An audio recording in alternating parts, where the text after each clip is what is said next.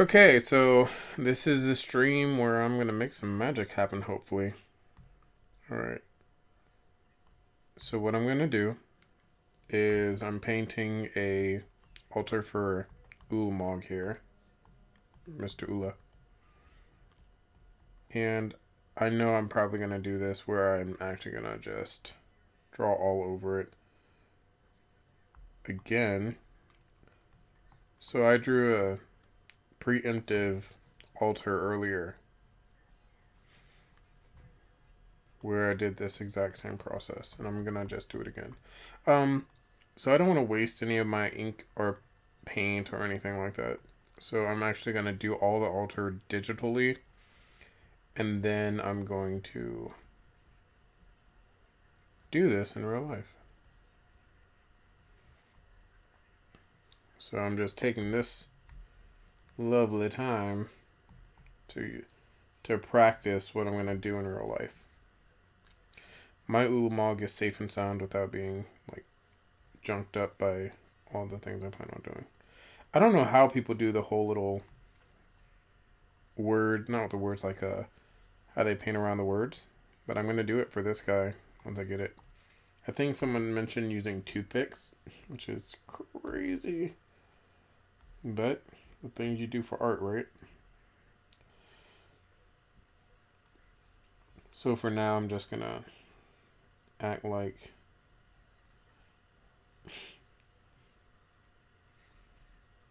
I'm just gonna infinite gyre. So we'll deal with that in a second. Then also I know that I want his money blocks to be seen. Right? I guess I could make a layer mask and just paint on top of the layer mask, but in real life this is going to be tedious. So yeah, that looks ugly right now. I don't think I can look at that while I'm painting. Let me go ahead and make this right. Okay, so I have a couple of references up. Let me reach them. I have Ulamog up, I have King Makar up, and I have a couple of other things up. So what I'm going to do is I'm just going to keep drawing Ulamog, right? Because for this altar that I'm doing of him, I got to make sure I'm actually, like, legit drawing Ulamog, or it's just not going to work out right. So what I'm going to do is first close up this window that has the altar essentially quote unquote prepared. And then I'm going to open up this thing right here, this new one. And I'm going to go to a black page. And then got a little watermare. Ulamog. I'm going to process what I think really makes Ulamog a situation. Or rather, what is really characterizing the character of Ulamog here. So, first is going to be his head. He's like a giant squid Thassa thing. I think Thassa and Ulamog would get along if they were both like, on the same plane. Which they're not. So, with this headpiece, I hope I have one in the sketch. I'm going to go ahead and use very thin lines just to get an idea here. So he has a ridge, and then he has another ridge, and then he has what appears to be a mouth under that ridge, like that kind of thing. And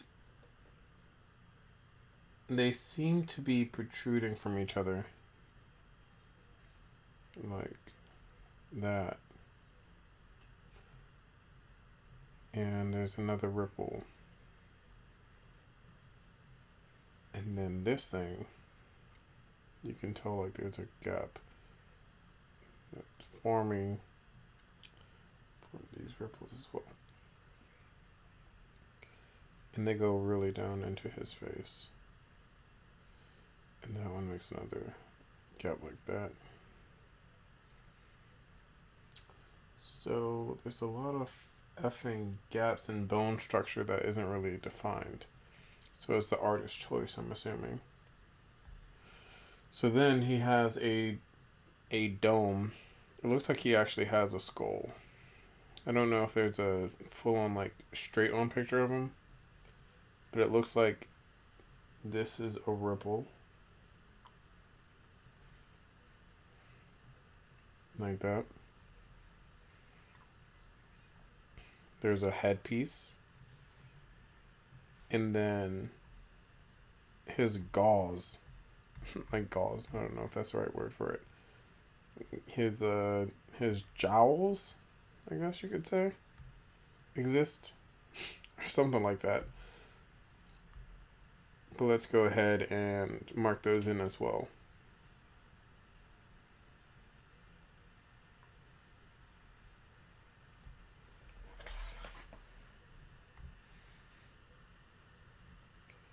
Try to see how to put them in.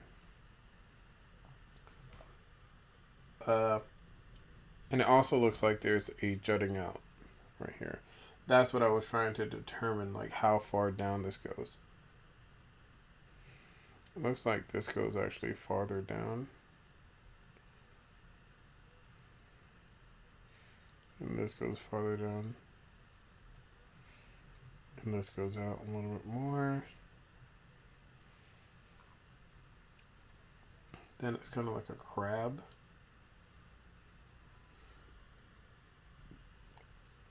Where this juts up.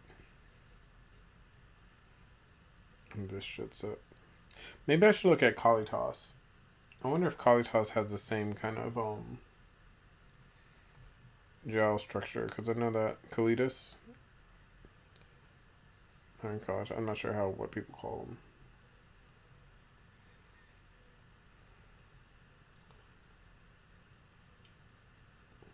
But his two bone protrusions, they look like they would go like that.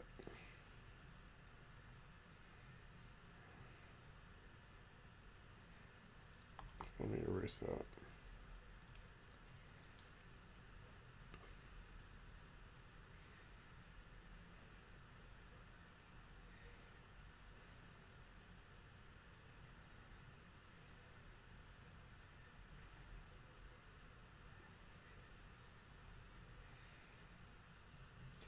And then it looks like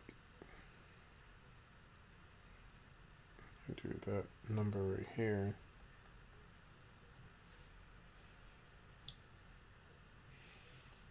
And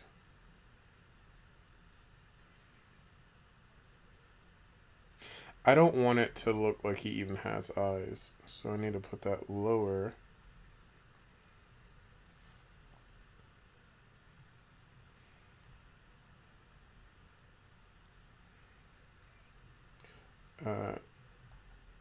This all looks like bone. The Eldrazi bone situation. And then he begins to have a very long neck.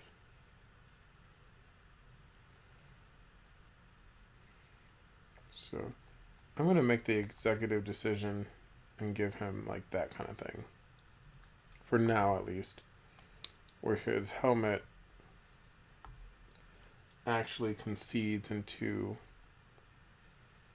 the two jowls. But then there's a point that's like that.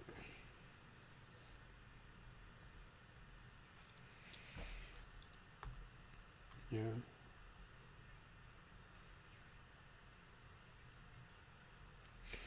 And then now I can draw his long ass turkey neck.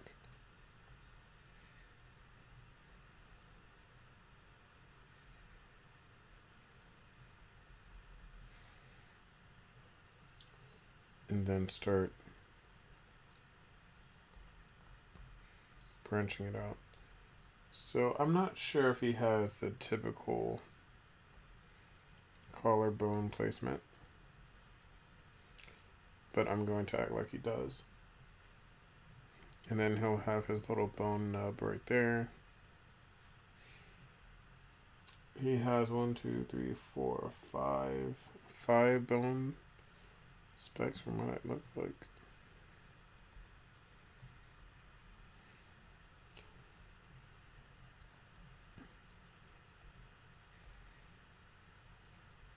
And this is just like a reference idea right here, so I could just stop being so meticulous about this. And then he has 4 spikes that are actually farther out. And it looks like they snake from the collarbone situation.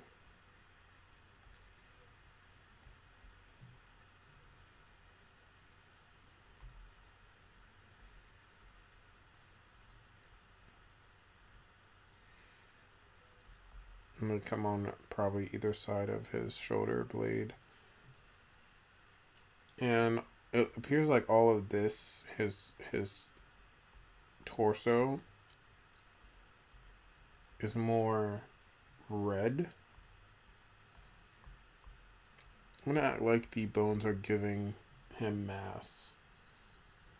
And from his torso, this part begins being a different color.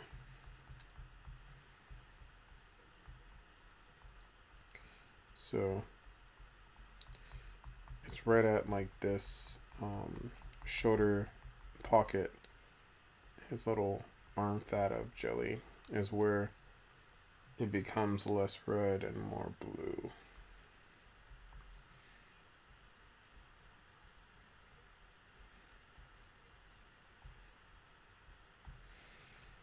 So I'm gonna go ahead and put that in there.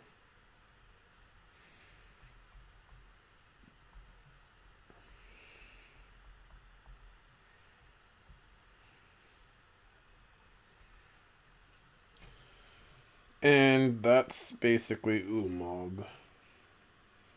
I would go back over it, like if I was trying to be more precise, or rather, if I wanted to get more into his details,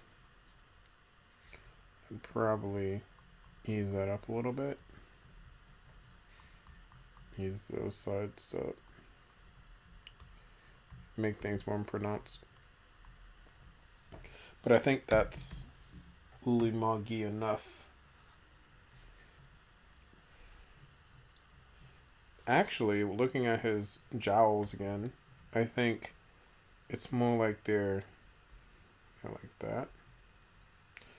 Well, that's not a good representation of what I'm saying. I think that they're more like up like that, or they're more angular towards his face. If I wanted to draw this in a diagonal shape like that. You can't see probably what I'm drawing right now, but it's more like that.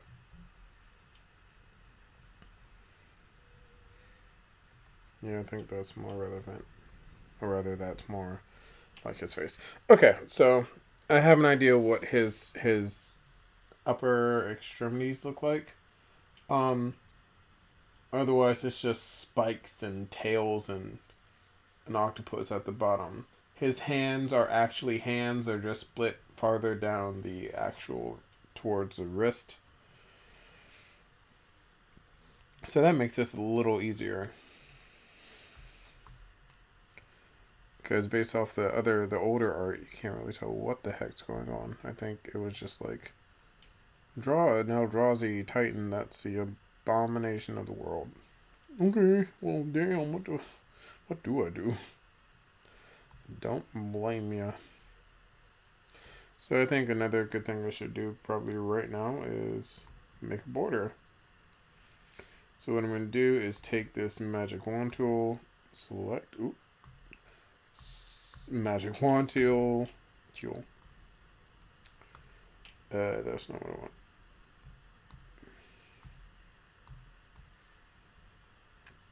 Do that and then invert the selection and then go one step up.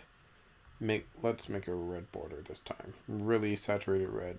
That almost hurts my eyes red, so I'm not going to do that.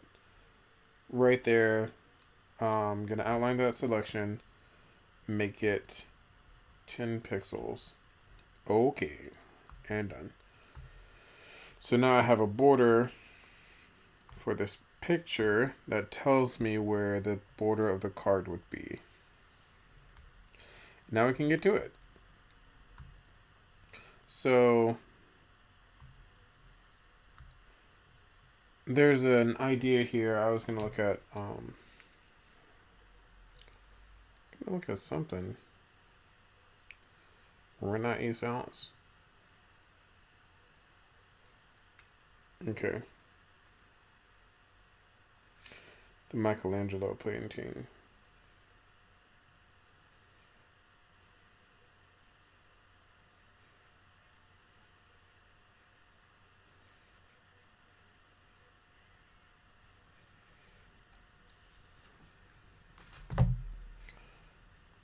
So, what I was having a brain fart earlier today was having.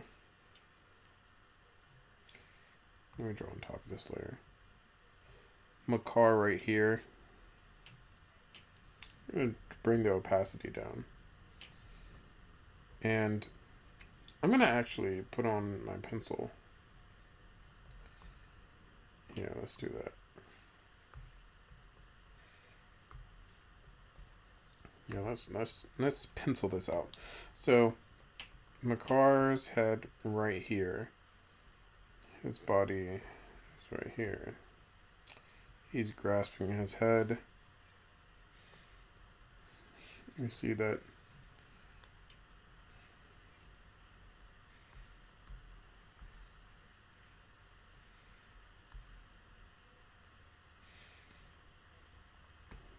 His shoulder blades right there. His stomach right there, because you know everybody back in the day was not worried about bodybuilding. Unless they were a warrior 24/8. Connected to his head bone. His hair flowing down.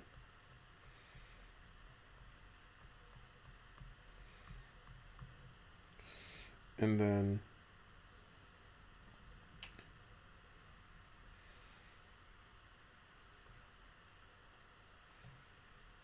his arm like this.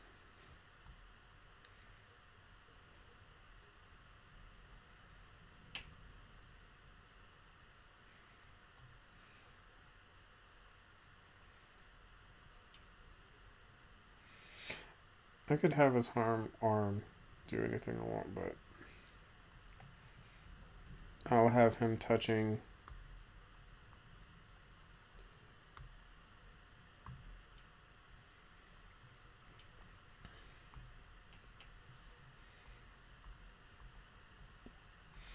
Ulamog's hand. He's cowering in it.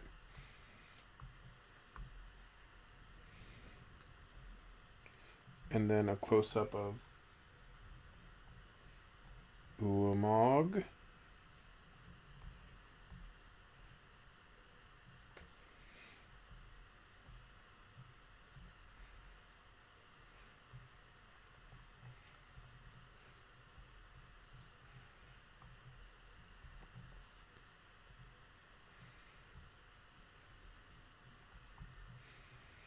And then, what was it? This is down. And then put that there. And have his head start turning to gold.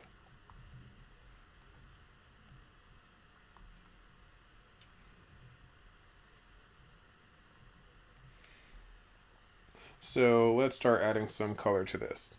All right.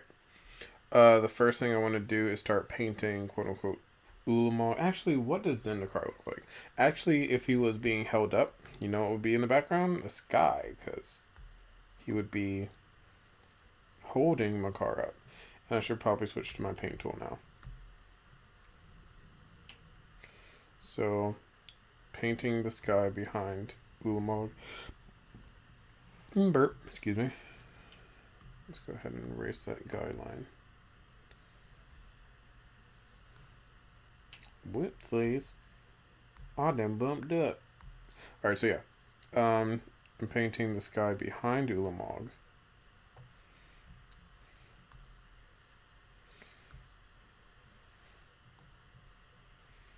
And add a little bit of white.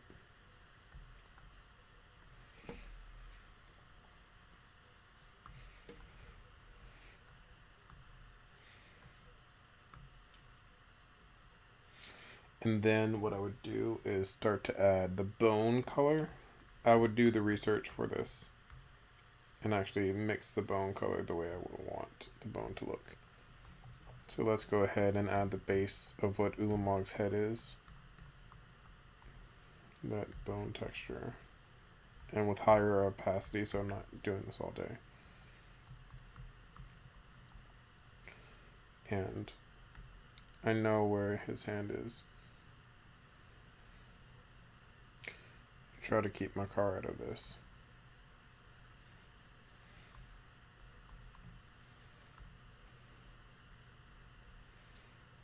So I'm just gonna erase him. And let's go ahead and start adding that detail of blocking in where his little jowls would be, where the shadow would be. Let's say shadows up there.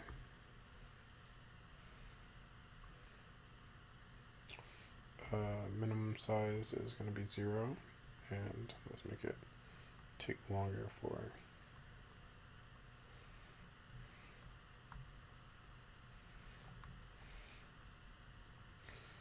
then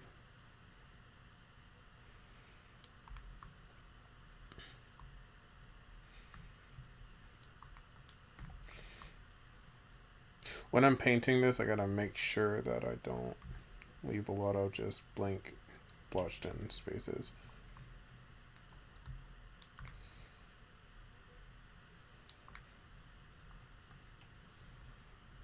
So it's probably going to be a really big gradient. And then going in and adding more and more detail each time.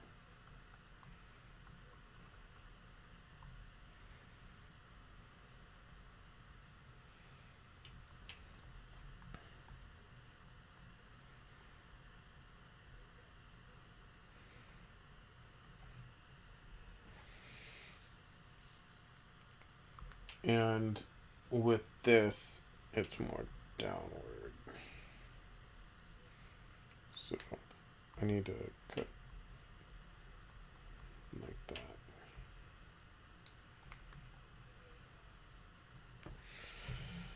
And then now, go back over it one more time with a deeper color.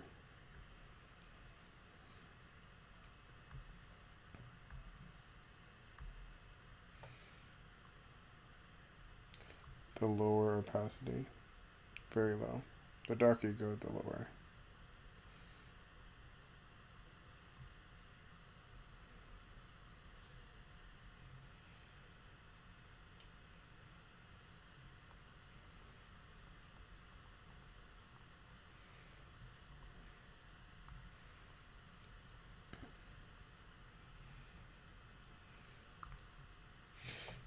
I should work on getting that bone texture in here.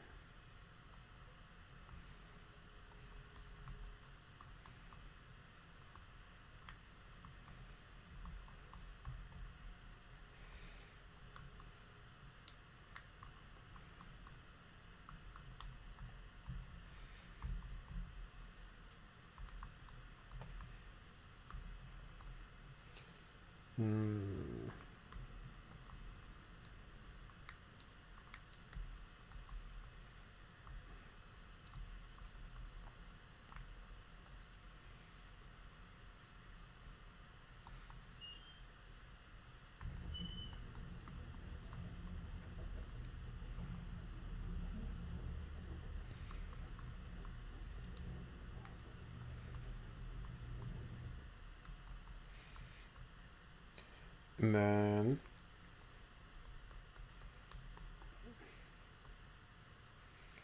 where his hand touches, you see gold start to take over.